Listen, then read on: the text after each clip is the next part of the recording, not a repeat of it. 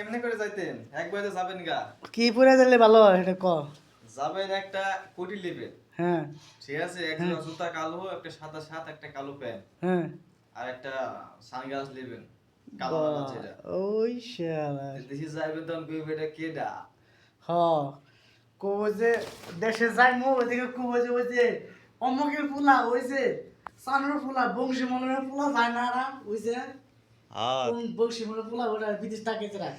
হেটা গেতাছে না অমকের পোলা গেতাছে না বংশী মলের পোলা সানুর পোলা হেটাই তো গেতাছে না ঘটনা ওইদিন না ঘটনা হচ্ছে যে বিদেশে 5-7 বছর থাই গেলেন হ্যাঁ যাইবেন একবারে হ্যাঁ তো একটা ভাব না লেগে হইব তোকে একটা সানগ্লাস থাকতে বলে আজিম হ্যাঁ আমি কি বুঝবে এটা বিদেশ থেকে আইছে তার কথা ঠিক আছে তাহলে আমার বিদেশে মান সম্মান থাকতো যারা প্রবাসে থাকে আর কি হ্যাঁ